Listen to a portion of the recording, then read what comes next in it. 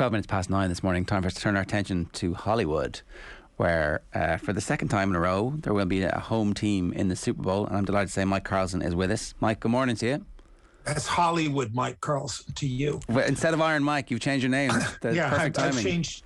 I changed my name. I just want to say, if Owen or even you get in trouble in the States, give me a ring, because a couple of the guys I played with in college are ambulance chasers now in the States. Okay, well, that is good. Very good advice. Very good advice. Thank you, Mike. There's a big kind of red emoji in case of emergency break glass beside your number from now on, Mike. Yeah. I could be your interpreter in Paris as well, if you like that, because that's kind of like it's like there's two Super Bowls this weekend, isn't it? They're all over the place. This is one of those annual all-time great sporting weekends. There's a nagging fear I have, though, that a team like the Bengals has got here, and it's been a great underdog story the whole way through, but so frequently a team like this actually ends up getting crushed in the final because they just can't deal with the pomp and circumstance, and they kind of reached the end of their road. Whereas it doesn't feel that way on the other side. With the Rams, you have a team who's back in this, who knows what's happening, who's at home, sleeping in their own beds, who has, I think, a significantly better coaching staff. Am I wrong to fear a blowout? Well, I think there's three scenarios, basically. The one that's eliminated is the Bengals winning in a blowout. I can see a lot of ways in which this game becomes a close one in the end. And most of those involve the Bengals coming from a deficit during the game, as they have done at each stage of the playoffs and actually in the weeks before. But you're absolutely right that a lot of this Rams team has been there before. They are at home, although a home field advantage is not in a Super Bowl is not as huge as it might be in other games because of the ticket allotment and the sleeping in your own bed thing. I think probably is overrated, because they do put the team in a hotel so that they don't get up to any hijinks beforehand. But I think the Rams are definitely the better team. You've had this great run of playoff wins for the Bengals. The last one against Kansas City, it's really in a way hard to judge how much of it was the Bengals playing really well and how much of it was the Chiefs kind of self-destructing, not directly as an effect of anything that Cincinnati did. But the comparison I've been making, and I've seen other people, and not that I'm saying that Joe Burrow is Tom Brady or that the Bengals are the Patriots, but it's a lot like that 2001 Patriots team that sort of squeaked through in the playoffs, had a lot of luck if you consider the Tuck rule game against Oakland.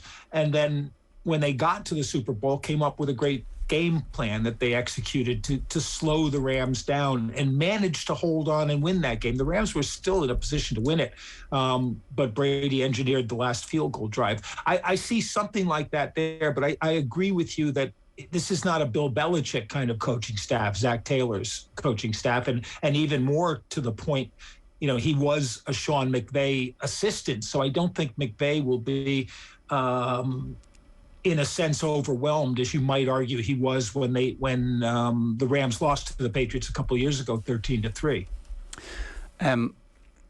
Let's concentrate then on the Bengals first, right? So Joe Burrow comes out of college a bit later than many people do. He's fairly similar age to some of the younger quarterbacks who have much more experience. I think he's relatively same age as Sam Darnold, for example.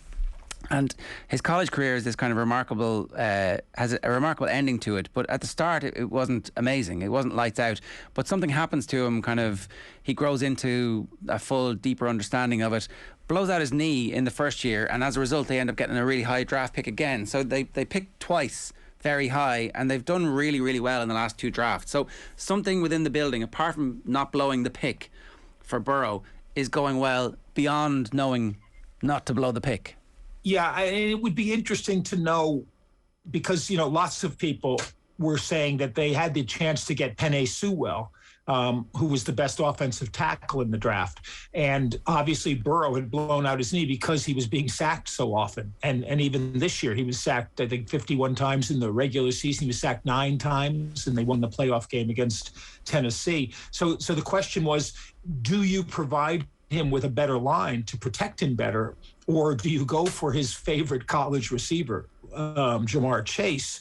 And watching them in Burrow's last year at LSU, they beat Alabama and they beat Clemson in the college playoffs, basically with Burrow and Chase playing pitch and catch. I mean, the two of them overwhelmed those teams who were better teams on paper, like the Rams are.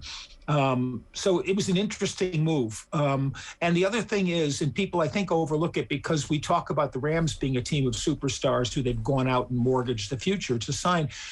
But the Bengals are notoriously a cheap team. It's owned by the Brown family, and the Brown family run it like a family business. But they went out and they were very active in the free agent market this past year.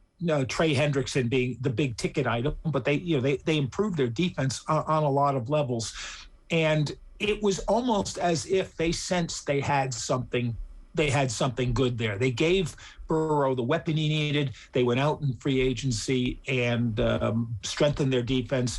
And I think Zach Taylor felt that he could survive with Burrow under a lot of pressure because that's the kind of heady quarterback that he is, and he's willing to stand in the pocket. He's got a bit of mobility and can make things happen.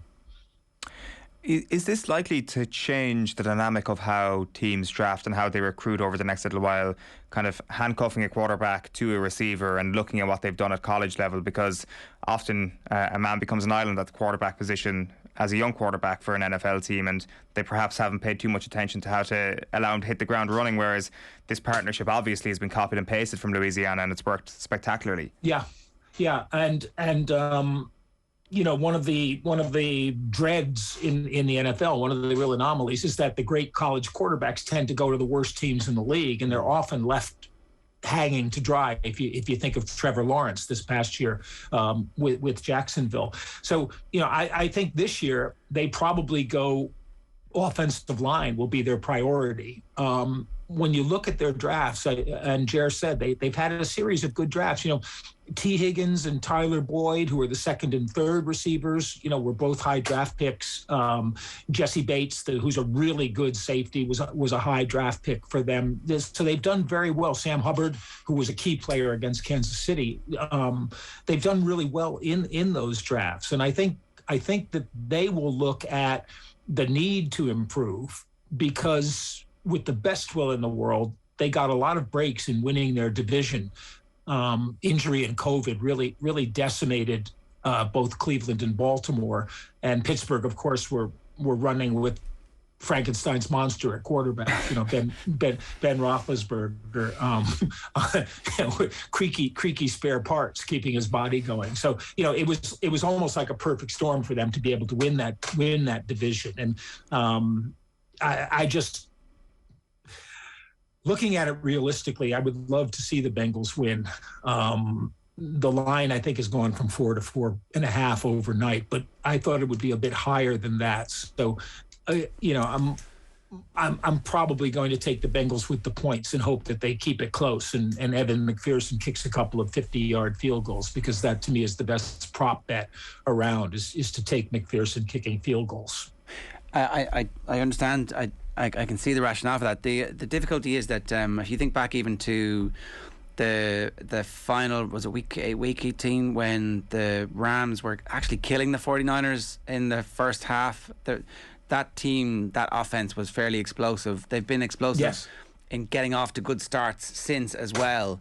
And I would be concerned that this time, if the Bengals start slow, as they have done so frequently recently, and they've come back furiously and brilliantly in games that really drags everybody in watching them go, and this is great. I just feel like this time in McVay, if he does get a lead, he's going to be able to exploit that lead, because OBJ, it turns out, is still OBJ. OBJ is, and that pickup, is probably people make a big deal of their going out and trading draft picks for Jalen Ramsey and for Stafford, but really it was the in-season pickups this year. Von Miller on the defense and OBJ on the offense that kept the team going. And, they needed a replacement for Robert Woods. People forget that they were 7-1 at the point where Robert Woods got hurt. And then they had a tough time adjusting. They picked up Deshaun Jackson, but he wasn't really the answer. After they got Beckham and after he acclimated to this kind of offense, he looks like the old Odell Beckham, and not the guy who was just not contributing in first New York and then Cleveland. But, the game against San Francisco you mentioned was the first time in McVay's NFL career that he had lost a game where he led at halftime. So the question is, does that mean now he can lose other games, or does it mean that we'll revert back to form? And if he has the halftime lead, he'll be able to hang on to it. I thought that he tried really hard to lose that game against the 49ers, not that game, but the second game in the conference championship against the 49ers. He and Stafford, both gave the 49ers opportunities to win that game, but the 49ers, in a sense, were trying just as hard not to win it. And they were lucky there. But like I said at the beginning, the Rams are the better team in both phases. Not on paper, but by if you watch the way the season progressed. So Cincinnati's probably in with a puncher's chance, as it were, and it's really hard to think that the Rams could contrive not to win this game. They've so much firepower there. Kupp and Beckham. I suspect that they try to run the ball a bit because I think they think that their offensive line will be able to do that against a three-man front that the Bengals present. But the matchup that really stands out to me as being the one that decides the game, and it's all in the Rams' favor, is the Rams' defensive line against the Bengals' offensive line, which is their weak point, the Bengals' offensive line. They would like to run the ball, and you saw how they kept running on first down against the Chiefs, even when they were behind. Simply because that's what their line does better than protect Burrow. But you've got Aaron Donald in the middle, who's the best defensive lineman in the league, and basically has to be double teamed at all times. One of the main reasons the Patriots beat them in the Super Bowl was that Joe Thuney single blocked Donald the whole game. They didn't double team him, and that left them free to do other things. Then you've got Von Miller and Leonard Floyd on the edges. And Floyd was another free agent they signed. And then after 1 year, they gave him a big deal because he played so well. And with Miller there, he's playing even better. So you've got inside rush and outside rush. And Greg Gaines, the other defensive tackle, because he's always single teamed. He's a big load and he's quick. So you've got to basically, you can present a four-man rush without having to bring extra blitzers in order to pressure the quarterback. And that means you can lie back and cover. And you've got Jalen Ramsey back there to cover. So, I'm really curious to see how they work this. If they do just stick with that rush, and do they put Ramsey on Chase, or do they put Ramsey on T. Higgins and double team Chase, put another corner on Chase and put a safety over him, and try to negate them that way? If they can negate both of those options, Joe Burrow doesn't have a whole lot. I mean, not that Boyd's not good, and if he has Ozama, the tight end back, who got hurt, that would be good news for them. But that to me is something I just see it's inevitable. Yeah, it sounds like you're talking yourself into the Rams winning a close game. That's the way I look at it. Yeah, I mean, if and that may be a little bit of my heart wanting it to be a good game, and my heart wanting the Bengals to make a good showing of it, because they're hard not to like, given the run that they've had. But yeah, I just can't get away from the idea that the Rams are going to win it. Like what you're talking about there is probably going to be not a replica, but it's going to be close to what Burrow experienced against the Titans. Like, it has that experience where he gets sacked the most times in a playoff game and wins the game in whatever 50, 60 years. Like, does that experience bring on a quarterback like him to the point where he's like, screw it doesn't matter if our offensive line is crap, I can withstand that, and we've won a playoff game already in these circumstances? Yeah, I think you're absolutely right. He seems to be able to shake that stuff off, and given that he had such a serious injury last season because he was being sacked all the time, it sometimes creates, when I was talking about quarterbacks going to the bad teams in the draft, you get like Carr when he was in Houston, David Carr, and he was sacked 67 times his rookie year. He was never the same guy after that. You learn bad habits to try to save your life, but that doesn't seem to have occurred to Burrow, and he's got a great set of receivers, so he can, get rid of the ball quickly and try to keep himself standing up for most of the game. But like I said, it just seems like the Rams, inevitably were going to slow Joe Mixon down, slow the run game down, and then come at Burrow. And if they take a lead, and I agree with Jared that the Rams are quick starters. They do tend to play well in the first quarter, and I think they win the first quarter if you're looking for another good prop bet. But if they take a good-sized lead and they force Cincinnati out of that run first program, Cincinnati's in a lot of trouble. Mike, for people in this part of the world, this is going to be the first Super Bowl in quite some time where they'll turn it on and you won't be on the television coverage on the Sunday night. How disappointed are you about this, first of all? And I guess in one sense, how is this going to change your entire experience of Super Bowl? Because between Channel 4 and BBC, you did become a staple of people flicking on the TV at 10 or 11 o'clock on this February Sunday night. Yeah, well, I was really looking forward to going to LA, but actually the BBC coverage is going to be from studio in London anyway. But yeah, I mean, it's so much more fun to do it on air than sitting at home or sitting with friends or even out in a bar or watching it, because you can take a little time to analyze as it goes on, which is the thing. You can look at a replay, you can ask them to show you something a second time, so you get a better idea of it. And of course, there's nothing like being in the stadium, both for the atmosphere, but also for usually the better view of the game that you have. If you know the game, you know that people like to look at what they call coaches tape or all 22 tape, which is a high camera that shows you everything that's happening on the field.